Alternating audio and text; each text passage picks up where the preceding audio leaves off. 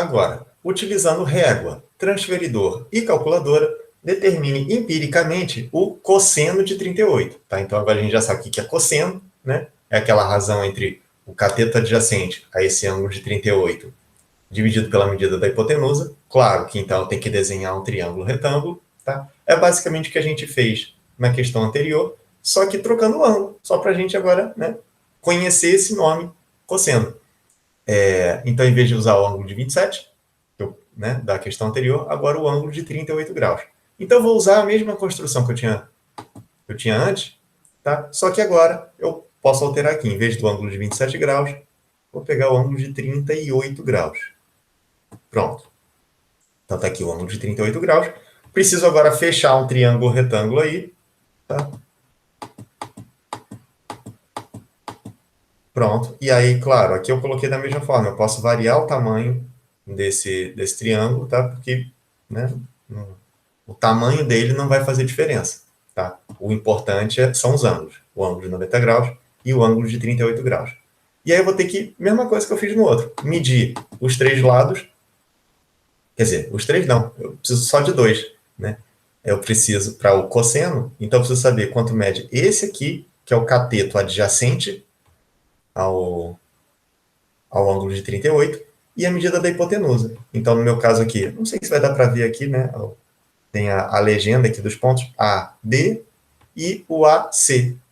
Então, esse BC aqui é que eu não vou precisar, poderia até apagar. Vou deixar ele aí, porque, enfim, não vai atrapalhar em nada. Mas eu vou precisar, então, da razão entre esse cateto e essa hipotenusa. Tá? Já colocando aí. Tá?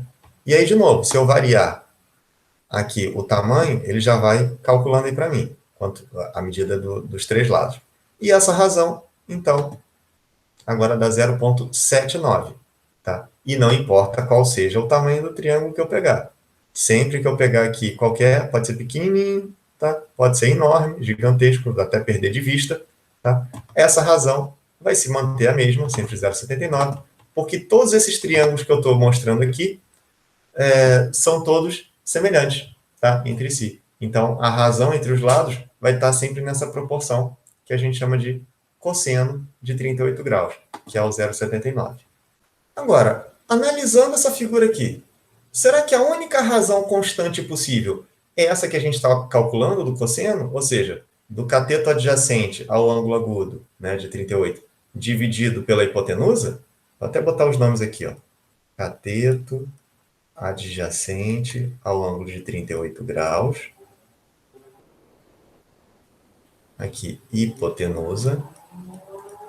E esse outro cateto aqui, até já mencionei, né, é o cateto que está oposto ao ângulo de 38 graus, né, tomando sempre como referência esse ângulo de 38 graus aqui. Poderia considerar o outro, mas né, mesma coisa.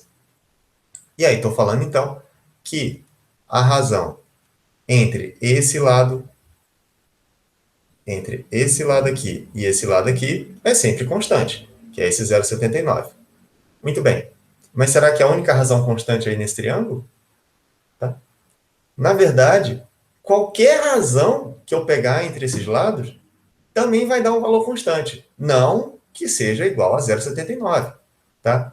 Mas se eu pegar, por exemplo, em vez de pegar o cateto adjacente ao 38, se eu pegar o cateto oposto ao 38, dividido pela hipotenusa, tá? Ou seja, pela nomenclatura que eu estou usando aqui. Deixa eu botar assim.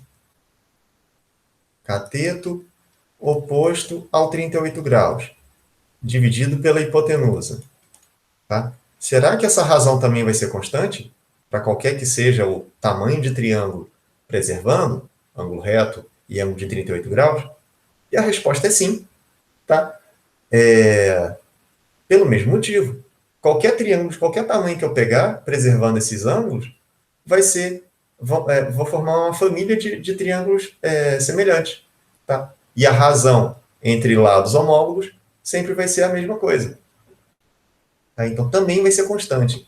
Então, já que também é constante essa outra razão, tá? Que eu aqui não sei quanto é, né? Eu poderia pedir para o software calcular, mas, enfim, isso importa menos agora. O importante é que isso aqui sendo constante, a gente também dá um nome para essa razão. Tá? Essa razão aqui, entre cateto oposto ao ângulo e a hipotenusa, a gente chama de seno de 38, no caso aqui, de 38 graus. Né? Claro que se fosse na questão anterior lá, que o triângulo retângulo, eu estava tomando como base o triângulo retângulo com ângulo agudo de 27 graus, então a razão entre o cateto adjacente ao 27 graus e a hipotenusa seria então o seno de 27 graus, que teria um outro valor, mas também constante, seja qual for o tamanho do triângulo. Tá? Então vamos parar para pensar. Quantas combinações aí eu consigo formar? Quantas configurações de razões possíveis eu consigo formar? Tá? Porque todas elas vão dar um certo valor que permanece o mesmo, independente do tamanho do triângulo. Tá? Ou seja, eu vou ter várias razões constantes possíveis. Tá? Cada uma com o seu valor constante. Né? Não são todos iguais entre si. Todos constantes, tá? Independentes. Então, quantas são as razões possíveis?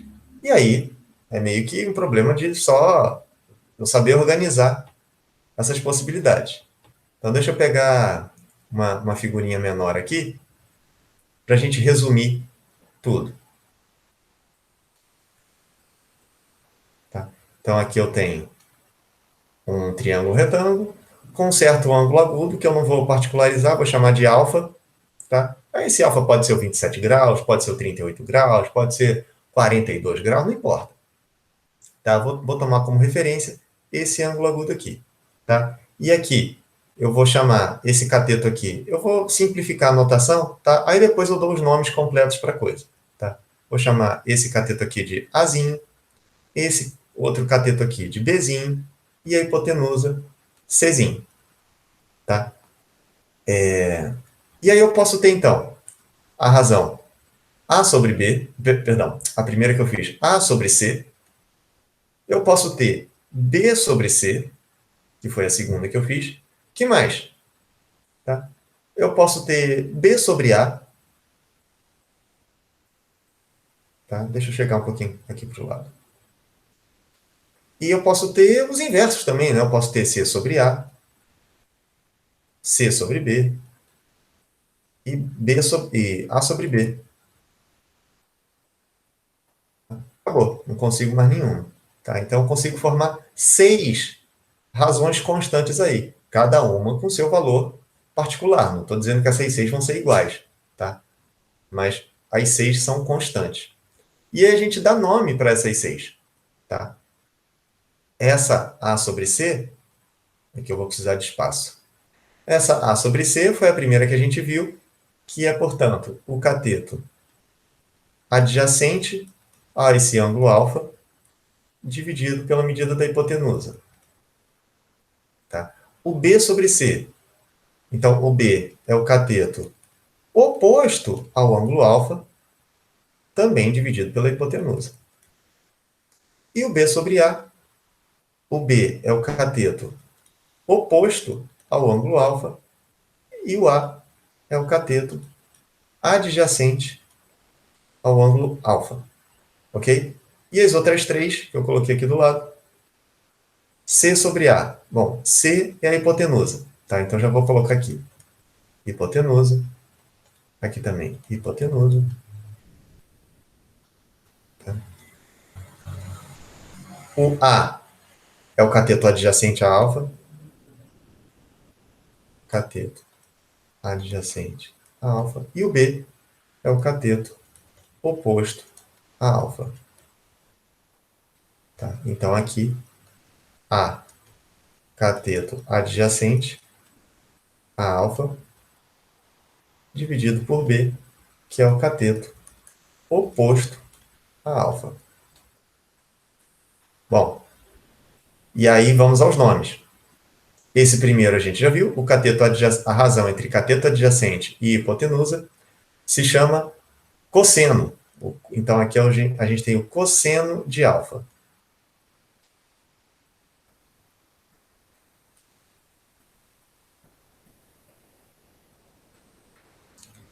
B sobre C, a gente também já viu o nome, é o seno de alfa. Agora vem os nomes novos. cateto oposto ao ângulo, dividido por cateto adjacente a esse ângulo, a gente dá o nome de tangente de alfa. Né? Também vai ser um valor constante, tá? Diferente dos outros 5, tá? Mas, então, também ganha o seu nome. Agora, esse aqui, hipotenusa dividido por cateto adjacente ao alfa. Esse ganha o nome de secante de alfa.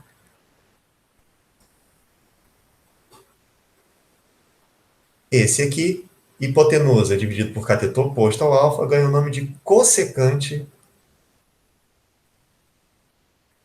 de alfa. E, finalmente, esse aqui, cateto adjacente dividido por cateto oposto a esse ângulo, ganha o nome de cotangente. Cotangente, não coube tudo. Cotangente de alfa. Tá? Ó, a boa notícia é que esses outros três aqui a gente quase não usa. Tá? Existem, tem nome, tem cidadania plena, tudo mais, mas os que a gente mais usa são esses três primeiros. Tá? Porque os outros três são, se você reparar, né, são o inverso, né? A sobre C, C sobre A. B sobre C, C sobre B. B sobre A sobre B. Tá? Então, sabendo esses três primeiros, a gente já consegue fazer basicamente tudo. Tá? Então, vai ser o nosso foco aqui. Tá? Só esses três aí. Só falei os outros porque existem e eu preciso falar o nome. Ah, professor, como é que eu vou lembrar aqui cateto adjacente, cateto oposto, esses nomes me embolam, tá? E aí também tem um jeito de você decorar esses nomes, que é por essa sigla aqui, ó, quer ver? Ó? A sigla SOCATOA.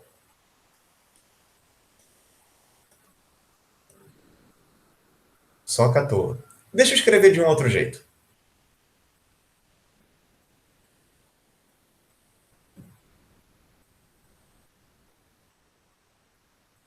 Pronto, SOCATOA. O que isso significa? Seno de um ângulo é a razão entre o cateto oposto a esse ângulo pela hipotenusa. Cosseno de um ângulo, a razão entre o cateto adjacente a esse ângulo, dividido pela medida da hipotenusa. E tangente do ângulo é a razão entre o cateto oposto a esse ângulo, dividido pelo cateto adjacente a esse ângulo. Tá? Que são essas três razões que a gente viu aqui, as três razões constantes em um triângulo retângulo. E existem notações para seno, cosseno, tangente, e também para secante, cossecante, cotangente, mas dos outros três eu não vou falar, não. Vou focar só nesses três aqui, tá? A notação que a gente usa é essa aqui, ó. Cosseno de alfa, a gente usa COS e o alfa entre parênteses. Seno de alfa, a gente chama de SEN e o alfa entre parênteses. E tangente de alfa, TG e o alfa entre parênteses. Tá? Isso em português. Tá? Se você for ver algum livro estrangeiro, algum site estrangeiro, ou mesmo na calculadora, que costumam usar em inglês, tá? Tem diferentes detalhes aí da notação. Tá? Então, por exemplo, seno vai ficar SIN entre parênteses alfa. E tangente pode aparecer o TG, pode aparecer então tan de alfa, tá? Mas o cosseno não muda, o cosseno vai ser COS entre parênteses alfa. Então, resumindo, o que a gente fez na questão 4 foi determinar empiricamente o cosseno de 38 graus, que deu aquele 0,79. E aí, claro, para todo ângulo agudo que eu trocar aqui, em vez de 38 graus, pegar o 27 graus que a gente tinha feito na questão 3, ou se eu pegar o 15 graus, se eu pegar o 2 graus, se eu pegar o 87 graus, para cada ângulo agudo, eu vou ter o valor constante para o cosseno dele, e para o seno dele, e para a tangente dele. Tá? Claro que hoje a gente já pode usar calculadora à vontade, tá? Mas até então, quando a gente não tinha calculadora científica, quando era meio caro, né, não sei o quê, não tinha celular, enfim, uma coisa que a gente usava muito era a tabela trigonométrica. Hoje a gente ainda usa, tá? Mas para numa prova, alguma coisa assim, é fornecido aquilo para você não precisar, né, usar calculadora. Então, deixa eu mostrar, ou no livro, tem no livro também, deixa eu mostrar aqui um exemplo, tá? De uma tabela trigonométrica, tá? Então, aqui, tá em dois grupos assim, só para poder caber tudo numa página só, tá? Então, olha só para essas 4 primeiras colunas aqui. A primeira coluna, ele dá diferentes valores para o ângulo, né? E aí ângulos inteiros, agudos, entre 1 e 90 graus, então vai de 1 até 89 graus. E aí, na próxima coluna, quanto vale o seno de cada ângulo, né? Então tá aqui, ó, seno de 1 grau, essa coisa aqui, seno de 2 graus, seno dessa coisa, seno de 3 graus.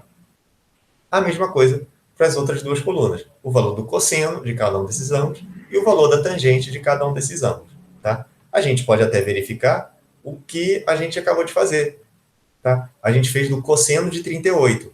Vamos procurar aqui o cosseno de 38 graus. Tá aqui, 38, aqui é o valor do seno, aqui é o valor do cosseno. Aqui, ó, 0,788. A gente usou só duas casas decimais, estava 0,79. Beleza, tá batendo. Ou então na questão 3, tá? Que foi o cosseno de 27 graus, né? Então tá aqui, ó, 0,891000. Ó, então usando só duas casas decimais, 0,89 mesmo, né? Então também tá batendo. Ah, professor, eu preciso decorar isso aqui? Eu sempre gosto de falar que sim, só para ver o desespero da cara de vocês, tá? Porque a resposta óbvia é não, né? Mas numa prova eu não posso usar calculadora, não posso... Em uma questão de prova, até de vestibular, por exemplo, quando tem algum ângulo diferentão assim que a gente precisa calcular, o seno, o cosseno, a tangente, é informado na questão, tá? Aí informa lá, então, sei lá, o ângulo de 35 graus, não sei o que, tá. Aí considere seno de 35 tanto, cosseno de 35 tanto, tangente de 35 tanto. Aí você usa ali o que for pertinente, tá? Agora, o que a gente vai ver logo mais para frente é que tem alguns ângulos aí que a gente precisa saber de cabeça, que a gente chama de ângulos notáveis. Mas também é fácil de decorar, tá? Que são 3 ângulos notáveis. O de 30 graus, o de 45 graus e o de 60 graus, tá? Na verdade, meio que sabendo 2, a gente consegue saber esse terceiro, tá? Não precisa saber, né? Você vai ver que tem algumas coincidências aí. Mas isso a gente vai ver mais lá na frente, tá? Então, por enquanto, é isso. Saber que existe seno, cosseno e tangente para tudo que é ângulo agudo aí.